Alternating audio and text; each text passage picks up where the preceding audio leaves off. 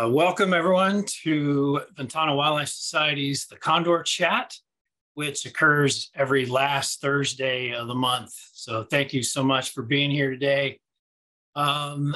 This Condor Chat, of course, is all about condors.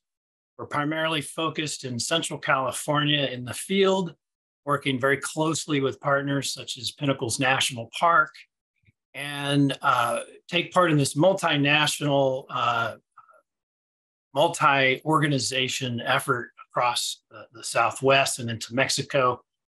And we're super proud to have been part of this program now for, I guess, 26 years and counting.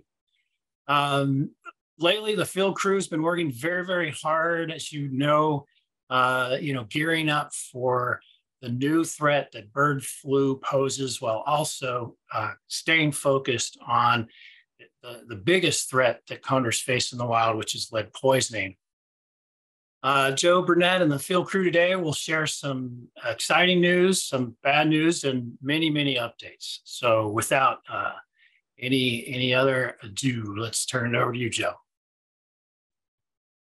Thanks, Kelly. Thanks, everyone, for joining us again. Always excited to provide you the latest on what's happening with the condors in Central California. Today we will go through our normal format. We do have a special guest, which I'll introduce here in a second. Pretty excited to have her here. And then we'll go through some crew news. As Kelly pointed out, we'll give you an update on where we're at with the bird flu. That's the HPAI update there, the acronym for highly pathogenic avian influenza. Ooh, that was a wordy one. And then, of course, an update on the rebuild. Things have been really progressing well there. Then we'll jump into how the Central California population is doing. And then nesting updates. And today will be exciting because we have our special guest will actually give us more details of what's going on over at Pinnacles. And we'll get a little more in-depth Pinnacles update. We're going to review some cool feeding events. And then at the end, Mike will help us with the Q&A. So our special guest today, Alacia Welch. Thanks for coming, Alacia. Thanks, Joe. It's good to be here. Yeah, and for all that don't know, Alacia is the Pinnacles National Park Condor Program Manager, and she's a biologist. I've been working and collaborating with Alacia for years. It's been a privilege to work with you over that span. Learned a lot along the way. I think together we learned a lot along the way, and had some crazy adventures. I love this photo. Alacia helped teach me how to climb, and it's really cool to see her here. This was, I believe this was 2020. Yeah. Helps Eva. Yeah. Who is now residing, I think, at San Diego Wild Animal Park. She's actually on exhibit now. Someone sent me a photo randomly and said, "Hey, is this the bird you guys rescued?" And yeah, so she's being held back for genetics. Genetics are very important to the captive breeding. So you were a big part of saving her life. But yeah, I always picture you on the end of a rope. Excellent. But yeah, so thanks. Our collaboration. For everyone that doesn't know, we co-manage the Central California flock, the Central California population, and we couldn't do it without Pinnacles National Park. It's an awesome team effort, and obviously U.S. Fish and Wildlife Service oversees the entire program, but it's been a real honor to work along Pinnacles and their crew, awesome folks, as well as Alacia and Gavin, and Rose, and all the other folks. But yeah, anything you want to add? Just, yeah, real good to be here. It was quite the adventure to get Eva out of that nest a couple of years back. That was kind of a scary time with the Dolan fire approaching and realizing that we didn't have much time left before it likely was going to burn over her nest too. So it was certainly a team effort to get out there and get her out, but it felt really good to get that bird out before the fire came through, which it did, just like a week later, I think. Yeah, great that, she was able to survive that. And it certainly was quite the adventure. And in this photo, she's in that bucket, right? She is in that bucket. Yes. Yep. She's in that So trash everybody can. As in hands, coming down in the coming down bucket. to the ground with her. And then she was put into a kennel and whisked away by your team down to, I'm pretty sure she went to the LA Zoo next. So Yeah. But yeah, it has been, we have a lot of stories, that's for sure, over the last number of years working together. Lots of things out in the field, crazy things that come up from time to time with the condors. Yeah, it's been a wild ride, but a fun one. Well, and if I could just jump into just a bit of a historical background, because I remember when we approached Pinnacles and back in 2001, we started working together to work on a release site there. There were a few other sites that were being considered, but obviously Pinnacles was chosen. And at first we, were thinking about setting everything up on one side of the park, and then ended up having to move it to the other side of the park. And anyway, it all worked out great on the east side of the park where the release site is currently, and just a lot of interesting history there. It's fun to share because, my gosh, that's a couple of decades now already. Yep, it's actually true. This is 20 years that Pinnacles has been part of the recovery program now. Awesome. So yeah, this is our 20 years with condors. Very cool. Yeah, so we're going to come back to you. Alacia, and sounds good. And folks are definitely going to want to hear about. Folks want to know where to see birds and pinnacles, stuff like that. And I know you have a lot of good stuff to update us on. So thank you for joining us, of course. And I can't go on without giving a shout out to our crew. Today we have Darren. Wave to everyone, Darren. Hello, everybody.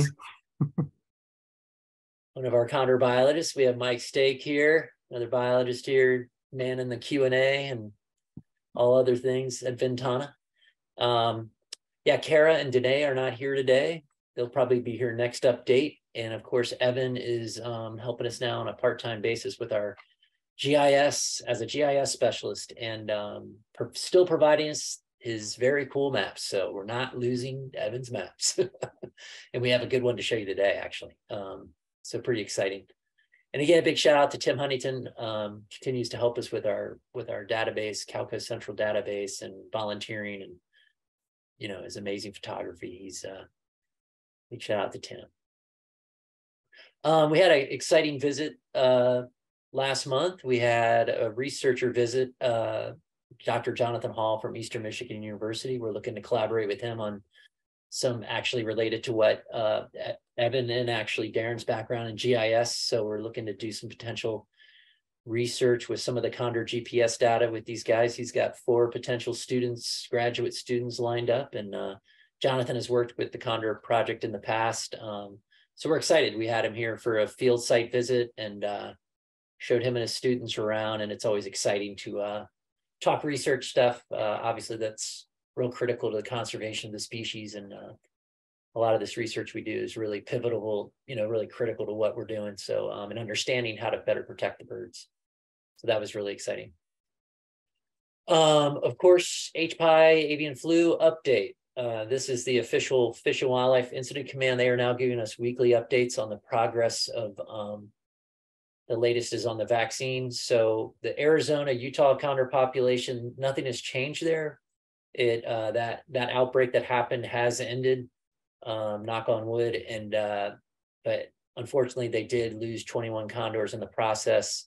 17 of those were confirmed HPAI. There were 4 they couldn't recover. They were in very remote areas of Grand Canyon. 2 condors in care that were positive for HPAI. This is really positive news. They have recovered, and it looks like they're going to be sent back to the release site. So that's pretty exciting. The 2 other condors that went into care actually tested negative for HPAI. So the 4 combined are all going back. And no additional HPAI cases or deaths since April 11th, which was the end of that outbreak in Arizona. So that's really good news. Vaccine status. This is straight from Fish and Wildlife Service. The samples collected, they've been using black vultures as the surrogate species to test the vaccine on. And the vaccine was administered to 20 black vultures. They collected samples as part of the vaccine trial. They're currently analyzing those. The results are pending, so they're looking forward to see how the vultures respond to the vaccine dosage. As they're looking for adverse effects, that sort of thing. The final sample they'll do for the trial will be collected at the end of June. Basically this week, they're collecting the final samples. And then they anticipate beginning condor vaccinations mid to late July, and with using the standard application of the vaccine. And they'll do, which is standard application is giving the initial shot, similar, everyone that, we all just went through COVID, similar, you get the first vaccine, then you get a booster. And it's a 21-day gap between. And they're going to start with 3 captive condors just to verify safety. And then they'll expand it to, I think, 7 more. They'll go to 10 total. And then eventually, if everything goes to plan, they'll start to administer to the entire captive flock, and then that will spread to the wild flock. So again, there's the timelines are moving on this, so I can't get too much into the weeds on it, but we're moving in the right direction. So that's good news. The rebuild update, awesome progress on this front. The cabin is really coming together. The walls are going up. Visually, it's just an awesome sight just to see the walls finally back up and seeing progress. And again, this is, as I tell everyone, our home away from home for us biologists. So we're excited to have this base back up and running, our base camp at full steam again. So it's nice to be able to see the finish line and actually see the structure come together. Really, really exciting. Big shout out to the construction crew, Madrone Engineering, and they're really moving along well. And yeah, we haven't had any major hiccups along the way, knock on wood. Another good view of the front of the building. So it's yeah, it's going to be able to house, it'll be a 3-bedroom, 1-bath cabin. So it'd be super accommodating for the crew. It'd be perfect.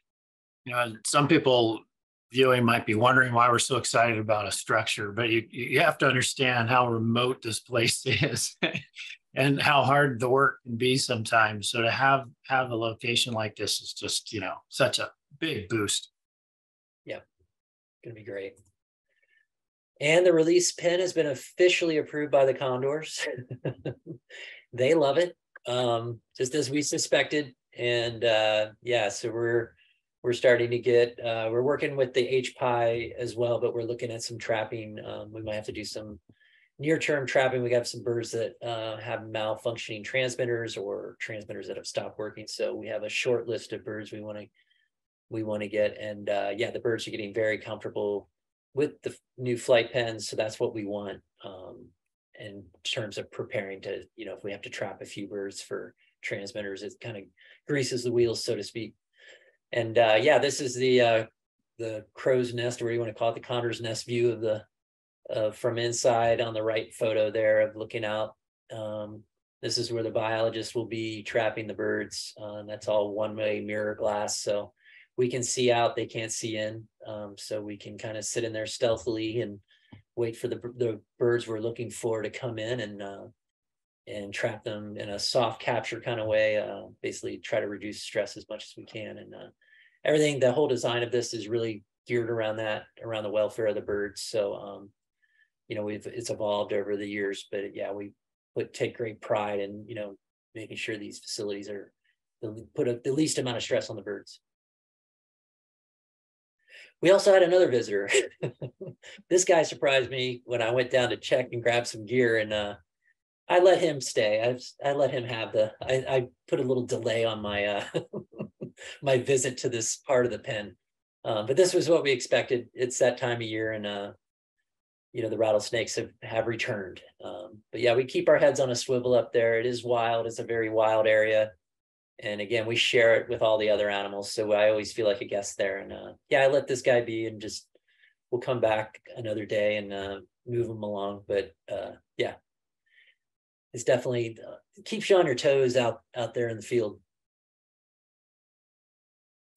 So the population update, I'm going to get Darren jumping in here too with me. And yeah, we have, it's nice to see that number staying above the 90s. And we have 94 condors in the wild. And of that, obviously, that's a shared flock. We have a portion of those birds are managed by Pinnacles and Alacia's crew, and a portion are by, we call the Big Sur flock. But again, they're one flock, the 94 birds, they intermix, and we have all the pairs are mixing. So when we talk about the Big Sur and Pinnacles flocks, it's more from a management perspective, not from the flock. The flock itself, they don't see any boundaries or management guidelines or anything. They just see each other as condors, so it's kind of cool.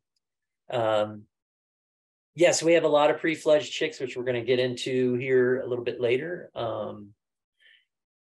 in the nesting update. And we have eggs in nest, the one there that Alicia's going to give us an update on. And the pre-release rookies, that's being that we put TBD there because we're waiting to see what happens with the avian flu and the vaccine timeline. That might delay when we get our next release batch, but it does tentatively look like we're going to get 10 birds this year, which is exciting. And we plan to release them all at San Simeon. In talking with Alacia and Pinnacles, we thought it was a good strategy to release them all at San Simeon, and that leaves the Pinnacles and Big Sur pens open to help trap birds if there were an outbreak or we needed to catch birds to vaccinate. Just gives us more options. So that's kind of the strategy we're going with. Unfortunately, we added a death to our chart this time, and it was one of the great ones, number 663 Unipero. He was, we found him dead this last month. Really unfortunate. Obviously, everyone followed his incredible story of losing his leg and then surviving for almost 2 years with one leg. It was just awesome to watch a bird hang on so long.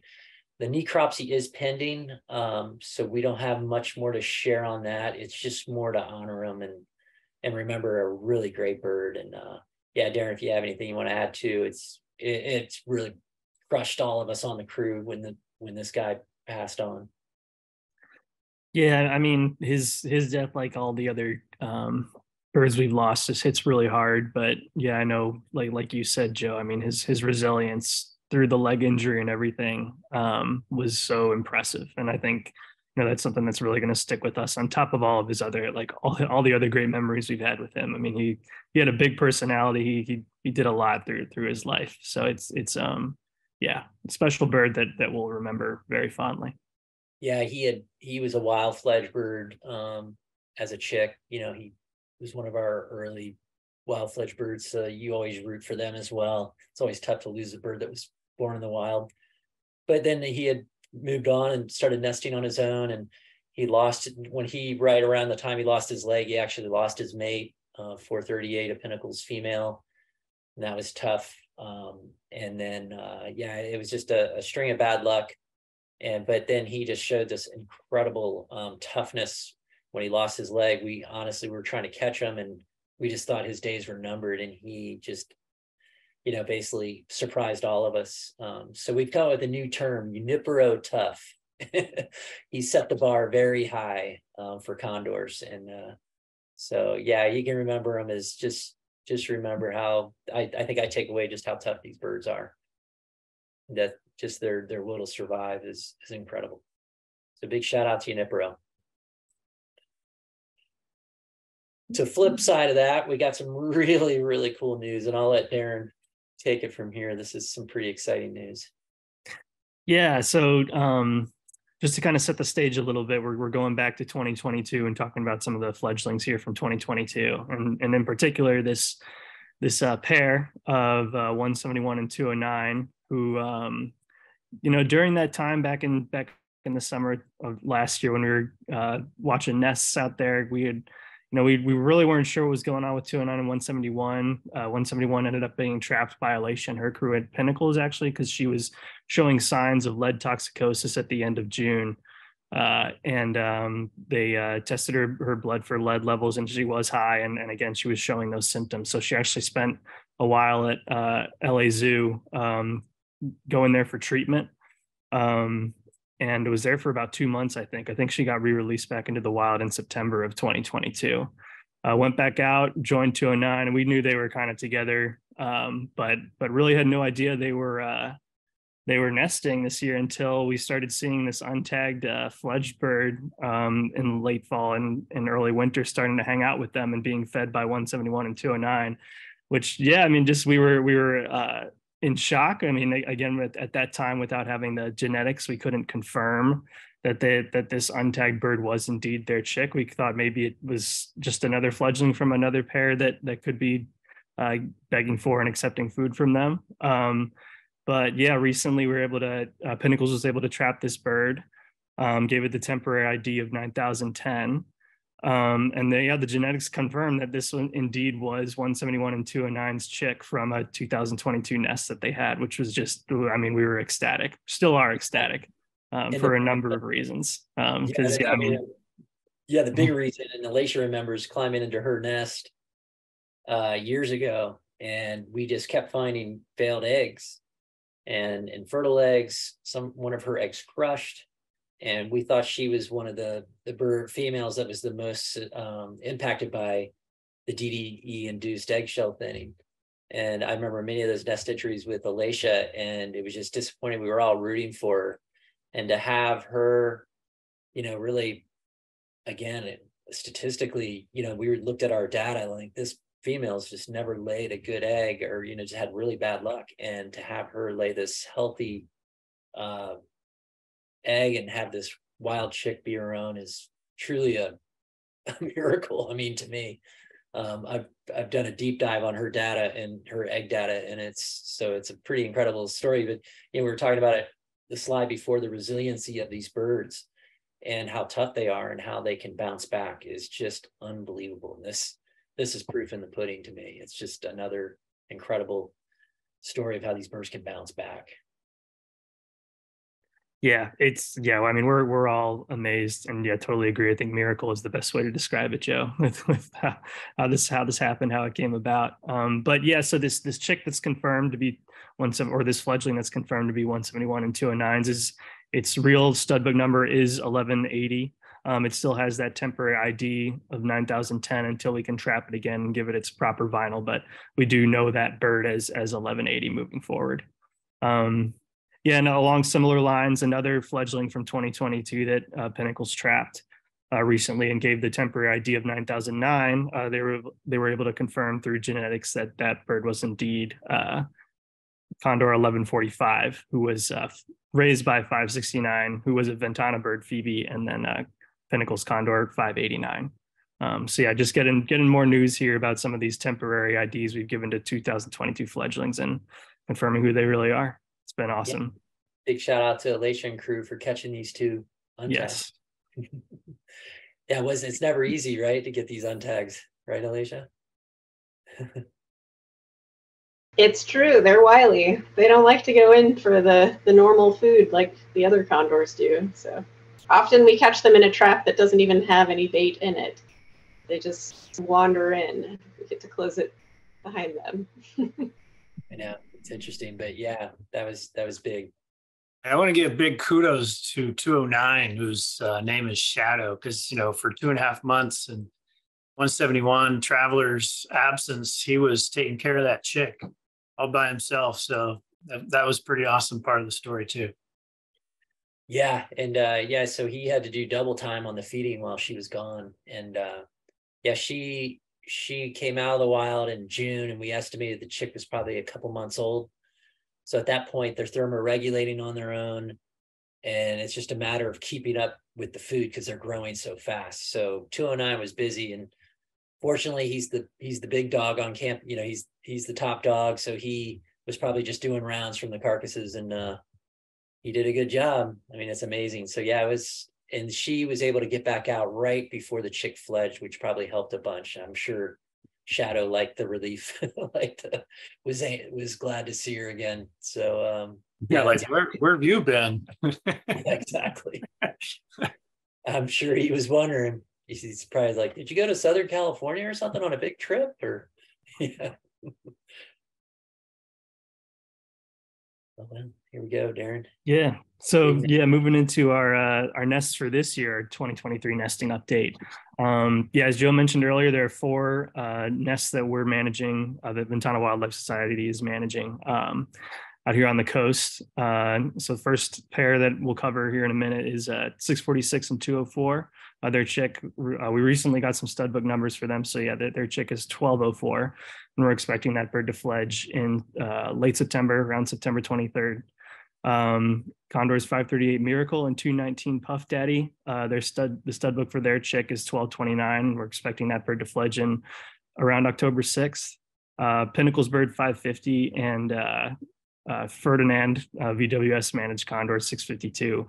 Their chick is 1230 and a little out, expecting that bird to fledge a little after 1229, more around October 15th. And then lastly, Pinnacles Condor 626 and then Ninja 729. Their chick is 1231, and we're expecting that bird to fledge around October 19th. So yeah, we're going to get into some more specific updates with each of these pairs, starting off with chick 1204, who is I just said was 204 and 646's chick.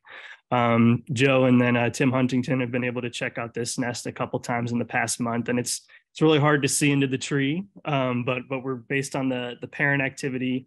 We're able to tell that they're still taking really good care of this chick. And one of the times that Joe and Tim were able to get up there recently, Tim was able to get this shot of just a little bit of fluff from the chick poking out there of the cavity. You can see it circled there in orange, just a little bit of fluff right below where 646 is perching. And so far that's been the best sort of visual confirmation of the chick we've been able to capture through photos. But that chick is going to grow up quick as we keep going and checking on it, where we'll start seeing more and more and be able to share more photos of what that chick's looking like with you guys. Yeah, next month, but I think we'll have some great photos of that chick. Mm-hmm. Yeah, another chick here, 1229. Danae's been able to get out and check on this nest a couple times, and also we've had the Pinnacles crew has helped us in monitoring this nest pretty heavily as well. So another big shout out to them. But yeah, this chick is growing up fast, as you can see in that right photo. The chick is nearing the size of 538. But yeah, still lots of down. Flight feathers are starting to come in, but it's like I just said, it's getting big quick, and it's starting to look a little puffy, a little like Dad there. I know the Puff Daddy resemblance is uncanny. Yep. Look at that. Yep. It starts young. The 219. I thought it was his head, but it's his neck all puffed out. Yeah, it'll get there for sure. But yeah, it's been fun I know it's been fun for Danae and Kara and the Pinnacles crew to go out and watch this chick grow up and interact with its parents. Yeah, moving on to chick 1230. So this is a chick we really haven't been able to get a great visual of yet, but the parents 652 and 550 picked a really good cavity, a really large, deep cavity that's just kind of hard for us to get a good vantage point of. But kind of like I was saying with 204 and 646, based on their behavior, they're still taking really good care of that chick. We're still going out trying to get a glimpse whenever we can. And yeah, Danae was able to get these photos of both 550 and 652 making visits to the nest to take care of the chick. And just like with 1204, I'm sure in the next month we'll have more photos of 1230 to be able to share with you all. Yeah, this was quite a precarious spot she had to scramble up to get these photos. So yeah, big kudos to Danae for getting that. Yeah. And then lastly, real quick, we don't have much of an update on chick 1231 from 729 and 626, but we're watching their GPS closely. Their nest is in a really remote spot that we really can't get to, but we're just monitoring them through GPS and radio tracking. And yeah, all appears normal at the moment, but yeah, we're still watching them closely. All right, Alacia, you got to jump in on this one. So we're excited to have Alacia here to give us it's always nice to have someone from Pinnacles speak to their nest. So yeah, take it away. We're excited. Yes. All right. So let's see, I'll just go down the list here as you have them. So 236 and 340, those two have nested at Pinnacles for years and years now. I don't even know how many nests they've had, like 6 or 7, I think, over the years. And they have been interestingly sort of nested year on year multiple times. So this year they're nesting at the park again. They've selected a new place that they've never nested before, a new cavity, and all seems to be going along just fine with them. That's Condor 1238 in there. And we're planning to do a health check on that nestling in a couple of weeks, just to see how it's looking, and give it a West Nile vaccine and just do a general sort of wellness check. So that's coming up pretty soon. And then for 569 and 589, they also are a pair that have nested at Pinnacles multiple years now. And in fact, nested last year successfully and decided to nest again this year. So again, sort of these pairs that are nesting year on year, which is fairly unusual in condors to do that. So it's been really interesting to see that. They have Condor 1215, and we actually did do a nest entry at their nest just last week, and all looked really good. The health was all checked out. Lead level was really low. Everything looked great. Oh, there we go. There's a couple of pictures.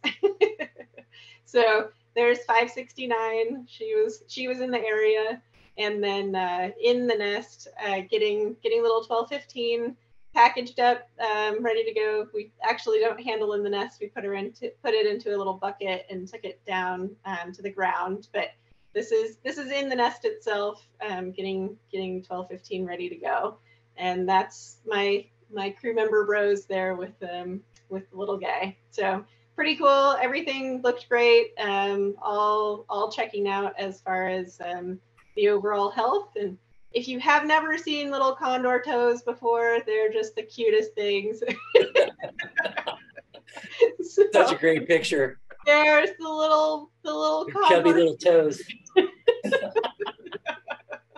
Oh, we got some heart emojis. We got some heart emojis. Who can't help but love those? Oh, I love it. Just the little fat toes are the best. So I know. Had to share that with everybody. That's so great. Yep. And then there is one other nest that we're keeping track of, and that one is the pairs are 330, or the pair is 330, the male, and 317. And they actually started nesting this year in January. 317 laid an egg. I think we decided January 14th, which was the earliest lay date we'd ever had in Central California. And the egg hatched, and at a month old, something happened, and we're not sure what. That nest is in a outside of the park, and we've never seen it. So everything's just sort of based on the GPS that are on each of the parents. But it was clear that the nest failed. They weren't going back to the site. And so we were just like, it was in mid-April, I think. And so we kind of figured they were done. But then it appeared that all of a sudden they were doing they had a pattern of nesting again.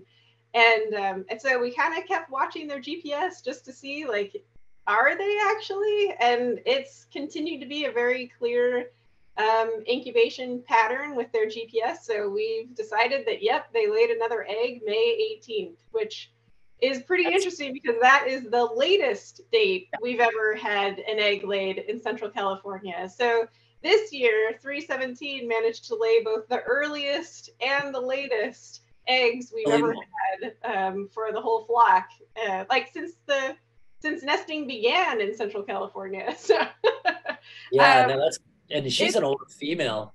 She is, yeah. She's definitely, yeah. Gosh. Mike will have to go and look up her age. I don't have that off the top of my head. That egg's gonna hatch in almost it's supposed mid-July.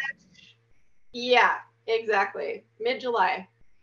Which would put, if it succeeds, would put it fledging like in the end of December or something like that. Christmas. So it'll be our Christmas fledge. It'll be, yeah. Hopefully, we're gonna keep our fingers crossed on that one. Yeah, they got a long way to go, but boy, that's exciting.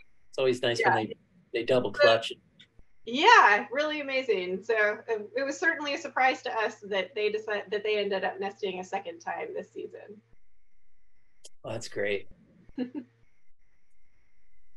Yeah, and then I think everyone's always just curious to hear what's what the birds are doing over there, where to go see them, you know, what are the, like, I love this photo by Gavin. It just, because I mean, the Pinnacles are the Pinnacles, these amazing rock formations, and that condors love it. I mean, to see those, the rock formations and condors together, it's just like a perfect marriage. It's, yep, absolutely. Yeah. Yeah. So I mean, if folks are interested in coming to Pinnacles to look for condors, we always suggest if you're up for a hike, and want to come, the High Peaks is definitely an amazing place where you can see them. It's really usually quite active for condors through the winter and into the spring.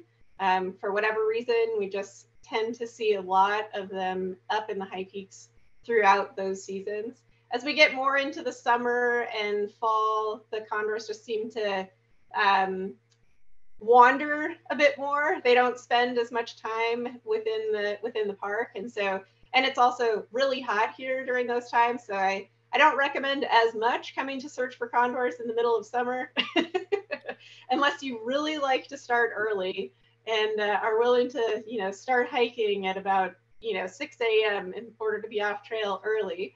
But really the best time and the most likely time you're going to see a number of condors and all of that is going to be in the winter and early spring. But you can see them here anytime. And if you aren't interested in hiking, but you've got a good pair of binoculars or a scope or something like that, another good spot is to go to the campground that's on the east side of the park and just scan the trees that are up along the high ridges there. And there's a good chance, especially in the evenings or mornings, that you could see condors cruising along those ridges. They seem to like to perch in the trees up there. So those are good places to come and find condors over at Pinnacles. all right. Yeah, let's, you kind of were touching on it, the movements. We had a really cool, one of the, we haven't had a movement like this in a long time and this is from one of your Pinnacle birds. But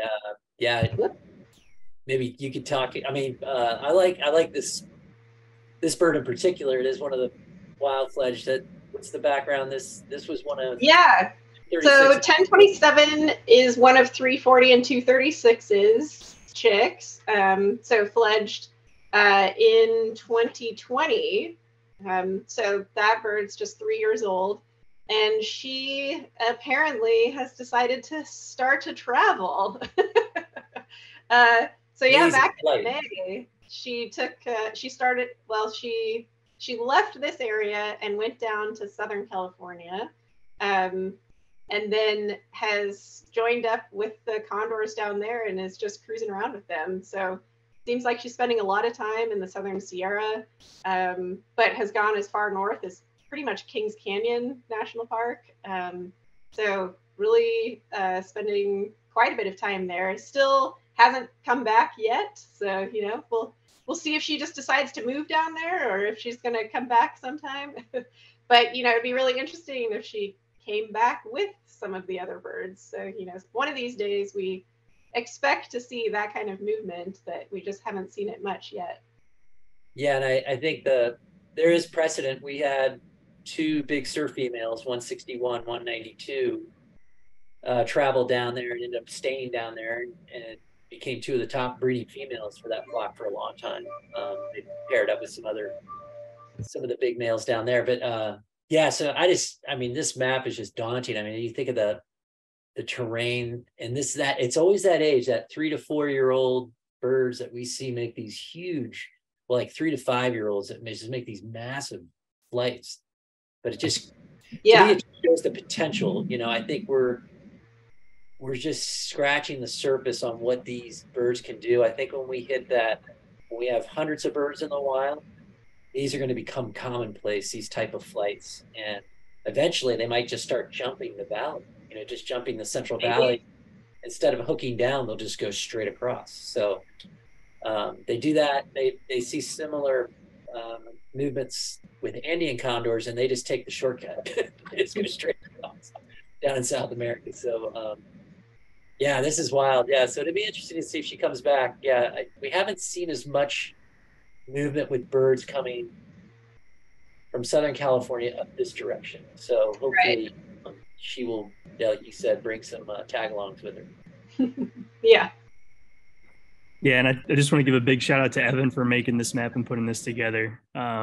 Yeah, to show you guys all of this, and some of the stats like he highlighted here are just so impressive. Like the mileage that she's covered. I mean, getting close to 3,000 miles there, and then just the maximum of 159 miles traveled in one day is insane. Yeah, it's been really cool to follow this bird and see where she's been going. Yeah, and they historically nested in the Southern Sierras. They're the only other like tree nesting records we have are in the giant sequoias. And that they were nesting in the sequoias up into the 80s. So pretty exciting for the potential, just seeing that flock in general moving more up into the Sierras and some of that historic range is really exciting. And I believe they had not 1027, but some other birds go up just south of Yosemite recently. So we'll have to get there. We got to get one of their crew on here next one of these Condor chats and get some of the details on that, on what's going on down there. But yeah, pretty exciting to see them really filling out that horseshoe shaped historic range. And to have a bird, a young bird from Pinnacles just up and go, it's just, who could have predicted it just out of nowhere? And that's what I love about it. They're just, condors are pretty unpredictable, but they do amazing things. Darren, you got anything else you want to point out? No, I'm set. I mean, I'm like enthralled. So, once you hit we can all just stare at this snap map. out of There's it. a lot of detail in this. Yeah, big shout out to Evan, like you said. Yeah. Great map. But yeah, it's fun to showcase these big flights. And yeah, one of the amazing parts of GPS, that we can, we were talking earlier, meeting with Jonathan Hall and his students, they can just pick this stuff apart and really start to analyze it. So we're just fascinated by all of it. Yeah, I mean, it definitely illustrates how important those GPS are. Like, I mean, she's been signaled by the team in Southern California, but they have not seen her. And, if she had just sort of disappeared from here without the GPS, eventually we might have asked them to start tracking for her. But, now we get to see really where she goes and how far. And you get to see that she went all the way up to Kings Canyon, which, nobody's really tracking condors up there. So who would have known otherwise? Yeah, it's amazing.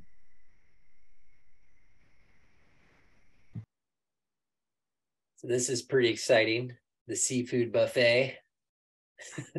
Yeah, we've had a lot of dead sea lions washing up on the shore in Big Sur recently, where the condors are hanging out and where we track. So we've been able to see some pretty awesome feeding behaviors and interactions between the birds out there on the coast. And I know it, like, the birds have been loving it. I mean, we've been loving it, and it's been a good chance, especially for our volunteers who have been tracking the coast, for us to be able to see this sort of behavior. We're always asking them to keep an eye out for condors feeding on sea lions or anything else that washes up. So they've been able to get some good visuals of this. But yeah, I mean, we've seen a lot of birds from the flock participating in this. I mean, there's this photo that Tim got of 646 here coming by. She's a regular on the coast. We see her in 204 feeding on carcasses all the time whenever they wash up. But a lot of other birds too. I mean, like 168's been feeding on stuff down there, and some of the younger birds, especially a lot of the younger birds that we don't normally see on the coast, have been coming over to feed on these carcasses that have been washing up.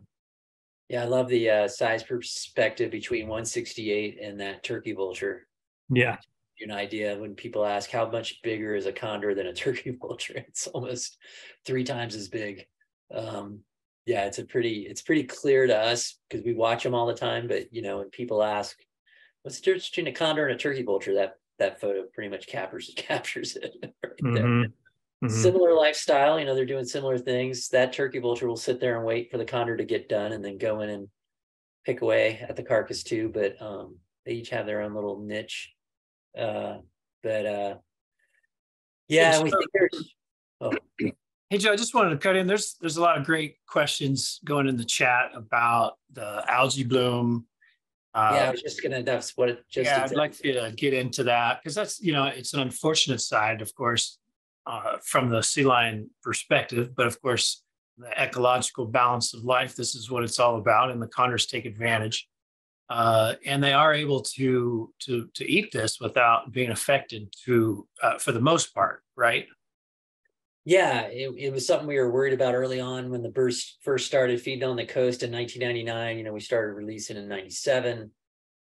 Birds started feeding, and ever since have been feeding pretty regularly on the coast. And one of their favorite food items is California sea lions, and they happen to be one of the most one of the largest populations of marine mammals on the West Coast. And they also suffer from basically food web effects of some of these contaminants and algae blooms. Like right now, there's a domoic acid kind of, we've been, some of the veterinarians that help us with the Condor program also are in contact with some of these other veterinarians that work with marine mammals. And what we've heard is there was a toxic algae bloom, which also led to domoic acid poisoning. So there's a few different things happening with the sea lions, and we've seen this over the years. There'll be sometimes it's fed by warmer water combined with pollution. That's the warmer water potentially being from an upcoming El Nino event. El Nino years, we definitely see more die off of sea lions, and we have data to kind of support that. But yeah, it's unfortunate for the sea lions, but at least we have the condors there to clean things up. And fortunately, we haven't seen any negative effects or impacts directly from that. We have been monitoring the DDE exposure and the impacts to eggshell thinning, but in terms of the physiological effects of domoic acid and some of these algae blooms, fortunately the condors have been okay, no adverse effects. So again, something we always monitor. We always keep an eye on things like this, especially with avian bird flu just breaking out. We're always on the watch for whatever could come next. So but yeah, at the same time, it's good we have the condors out there to clean these things up, clean these carcasses up that wash up. But yeah, that was exciting. Yeah, we're excited to at least just see the birds out engaging, doing natural feeding. That's kind of in the bigger picture, the long term for the flock and recovery. They need to be able to find these natural food sources. And as we've said in the past, they've found whales, and one whale will feed them for months. So this is a key link they need to have. Again, just hopefully we can clean up the other end of it for them, similar to how we're kind of getting the lead out and that sort of thing. So just cleaning up our environment, making it safer for all the animals, not only condors, but marine life and all the critters. All right, let's see what we're up next. I think we're, this was pretty exciting. I think this was this the most birds we've seen on the cam? Darren, I think it is, right? Yeah, I think so. But yeah, as we've been moving sort of our feedings down closer to the pen to get the birds used to it. I mean, as Joe pointed out earlier, it took really no time for the condors to get comfortable down there.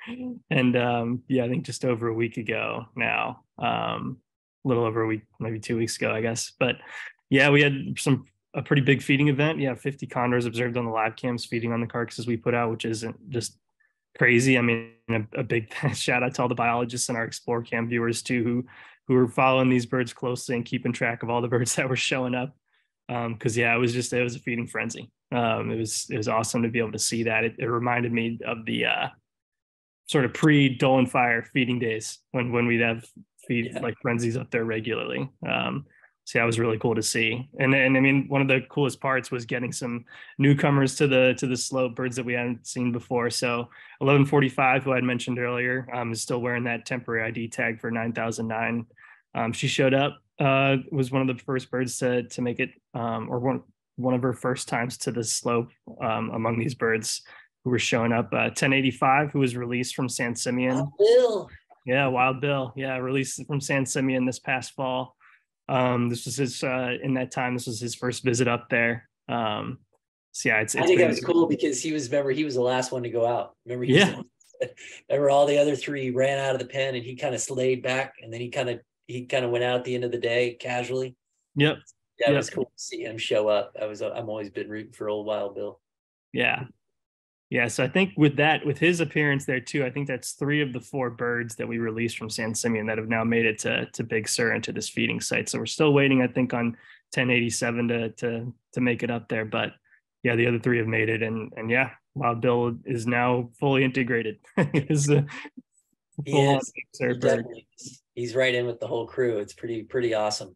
I mean, that's the ultimate sign of success, you know, for how we gauge how a release, the success of a release, you know, the day of, you're like, oh, the bird went out, that's success. But for the biologists, we look at it as how well do they integrate into the flock. So this was the for us, the best mark of success is that he's now integrated. Not only that, but integrated with the big hitters up there in Big Sur. So that's pretty awesome, because that's a scary place for a young condor to roll into. There's a pretty intense hierarchy, social hierarchy in place there. And it's got to be very intimidating. So you can see, I mean, even in this photo, he's got his cheeks puffed out a little bit, which is, you know, he's flexing his muscles a little bit.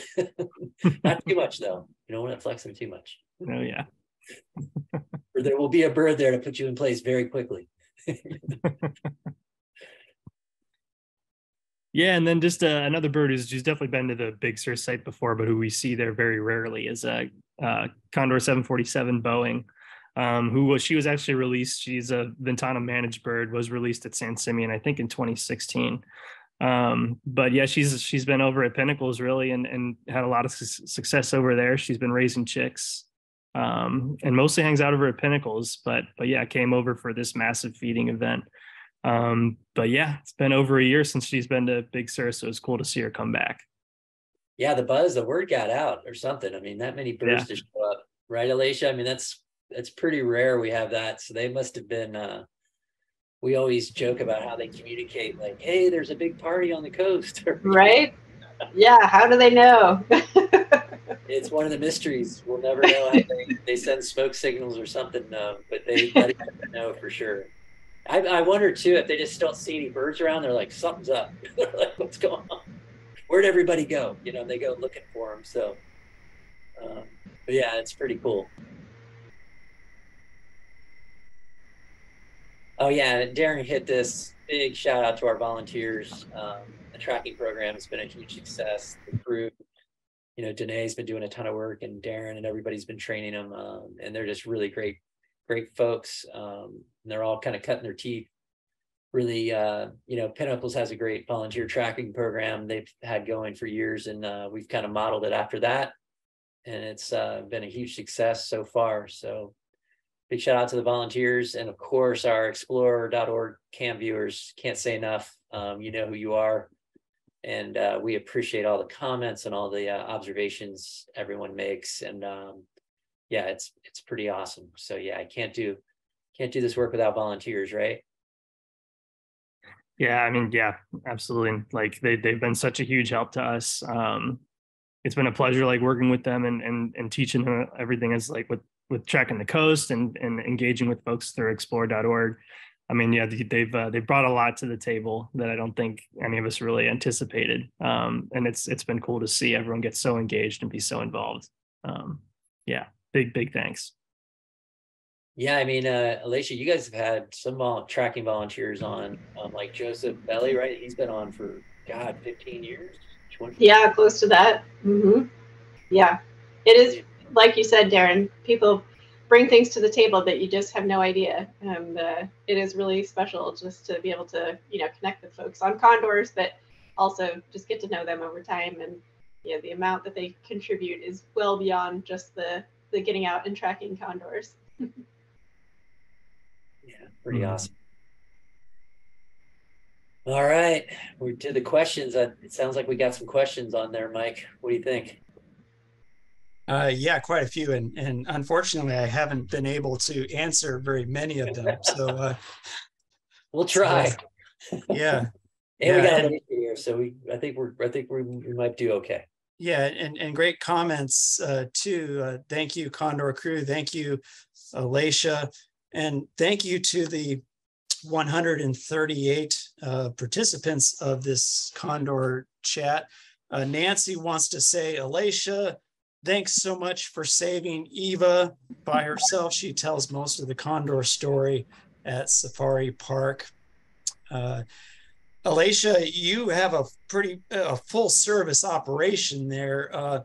Some interest in your non-lead outreach. Could you describe what you're doing to combat lead poisoning risk over there, and how Pinnacles National Park and Ventana might work together to help mitigate this lead threat? Well, the good news is we already are working together on that one.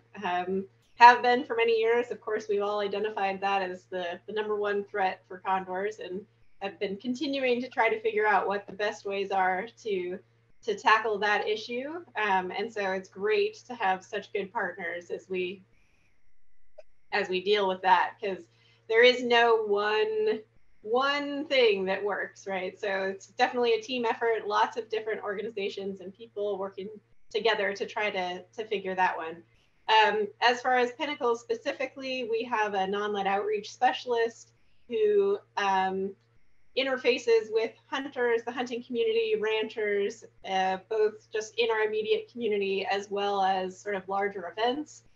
He works very closely with Mike there, as well as a number of other organizations like the Institute for Wildlife Studies, Fish and Wildlife Service, the North American Non-Lead Partnership, Oregon Zoo, the list goes on and on.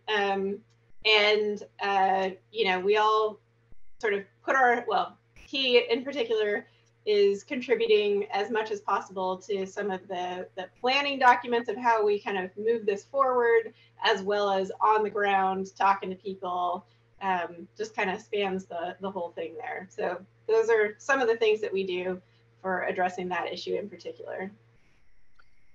Yeah, and do you know, Bridget wants to know, Bridget in Toronto, Canada, thanks for joining us. What other wildlife initiatives are involved in lead replacement campaigns? It's not just a condor issue, is it? Alacia or Joe or anybody on the panel, can you think of other species maybe that might be involved in this sort of non-lead movement? There are definitely other species for sure. A number of wildlife rehab centers across the country have identified that, you know, bald and golden eagles are impacted by lead poisoning every year. There is some movement to sort of include all of those, but yes, it is beyond a condor only issue.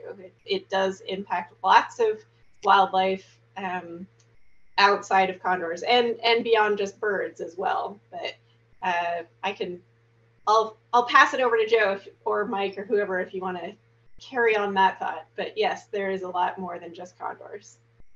Yeah, I was going to say the same. The golden and bald eagles, you know, any of these birds that scavenge, you know, everyone knows they're predatory, but goldens and bald eagles will scavenge.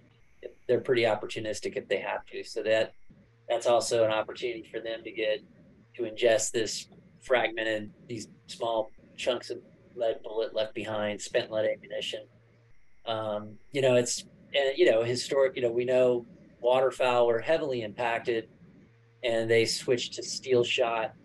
You know, back in the 90s, they banned the use of lead shot for waterfowl, and that actually protected a ton of species. And so there is precedent there. We know, you know, if you get the lead out, it will help these species that are being impacted, whether it be birds and, you know, definitely some scavenging mammals are impacted. We know humans are highly sensitive to exposure to lead as a species. So, you know, it's across the board. Lead, no matter what organism, if it's a living biological organism, it's usually not a good outcome when lead gets involved in that with that organism. So we're, you know, across the board, it's just good to basically get lead out of anywhere, but in particular for condors, the lead ammunition. And Mike, you obviously you're entrenched in this as well. I'm sure you've got some. Yeah, well, there's an organization that's working to provide lead-free tackle for anglers, and they use the common loon as one of their logos, and the loon has actually been mentioned in our chat session here today. So it is a broad issue affecting a lot of different wildlife species. This question is from John in Monterey. Joe or Alacia, you know quite a bit about the Central California population of condors. John wants to know how they compare with the Arizona population. Is there anything in terms of behavior, mortality rate, fledging success, population trends, anything that is different between those two geographic populations, between California and the Arizona population? Where do you go, Alacia?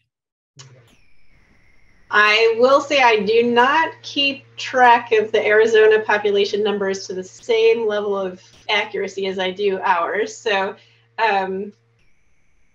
my understanding is their total numbers are fairly similar to where we are. Although they were a bit higher than us before the avian flu thing, but they're hovering around the 100 condors mark. As far as mortality rates, I don't have those numbers in my head, but behavior-wise, yeah, I believe the condors in general are behaving as you would expect. So, you know, everybody is nesting like you would think. You're seeing them foraging like you would expect. They're moving across the landscape and sort of establishing areas that they prefer, I guess. And all of that we see across the sites. So in Arizona and Utah, as well as here in Central California. Beyond that, yeah, I don't know. Joe, what were you say? Yeah, they have the same leading mortality threat. Yeah. Mm-hmm. Lead poisoning from spent ammunition is the common threat as well. Hey, Joe, you've had to immerse yourself in this HPAI issue here, and I imagine you've become quite knowledgeable about it. Jim wants to know, does the vaccine prevent HPAI, or does it alleviate, reduce symptoms? What do we know about the vaccine in terms of prevention versus just alleviating symptoms? That's what we're learning right now. That's the purpose of the trials, because this is a vaccine that was developed for poultry industry, for chickens, and so how that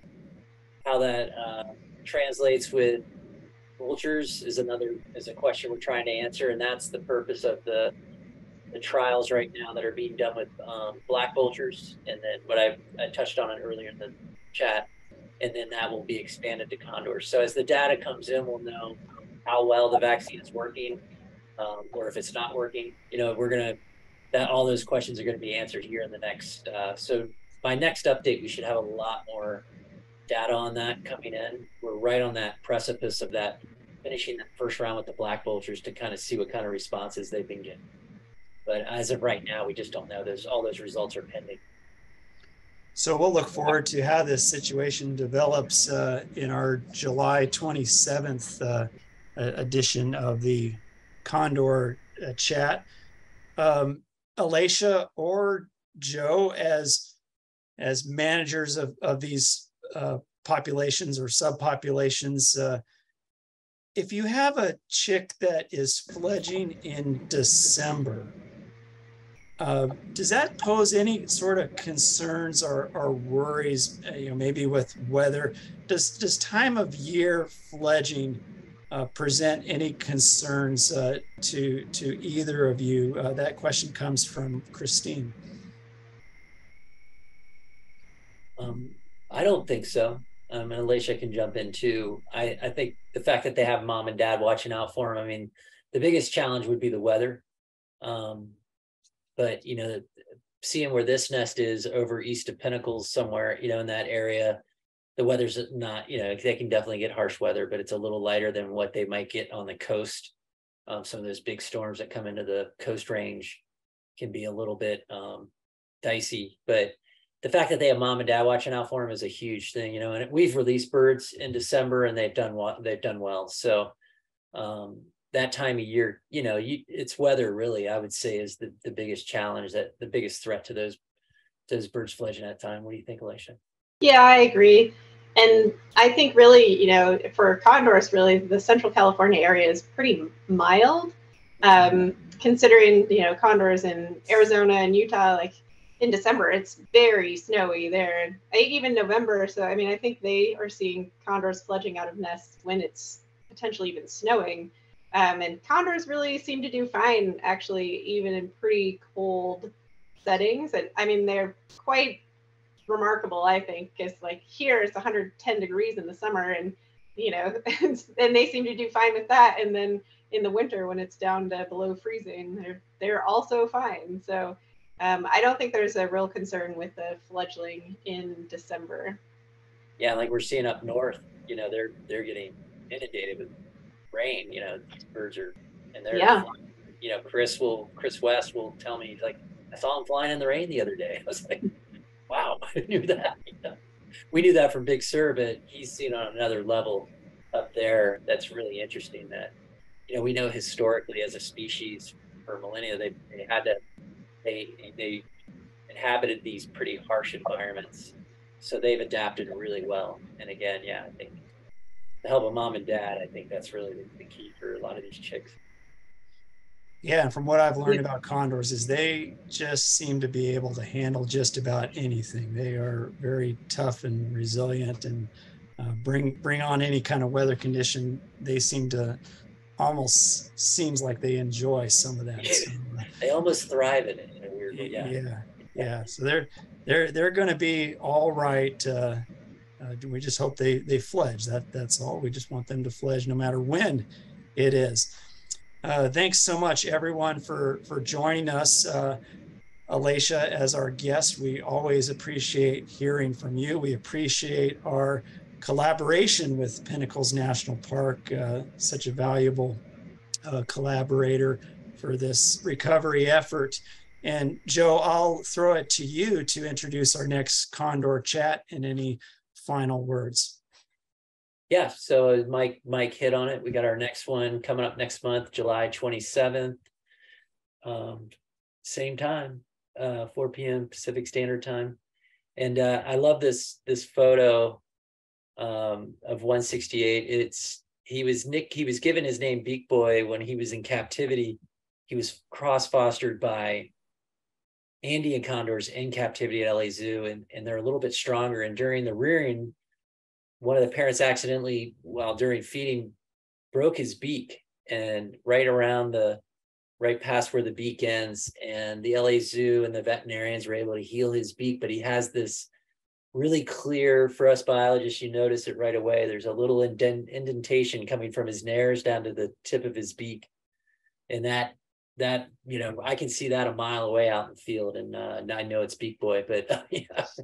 But 168, he's the oldest condor on our flock in Central California.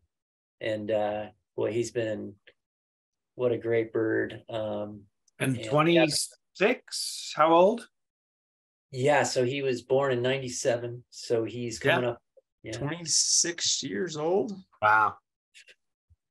Very cool. So long lived. Yeah. And he might only be halfway there, so. So yeah, great photo. Another great photo by Tim Huntington. But yeah, thanks for joining us, everybody. Thank you, Alacia, for coming on. We always enjoy it. We're going to get you back again for sure. Maybe some of your other crew to come in, and we love always hearing about Pinnacles and what's happening. And I think our viewers do too. So thank you for joining us, of course. Yeah, thanks for having me. And thank you all for joining. And Kelly, without further ado, I'll hand it off. Nah, we're good. Thanks, everybody. We'll see you next time. Good night. Thank you, everyone. Have a good night.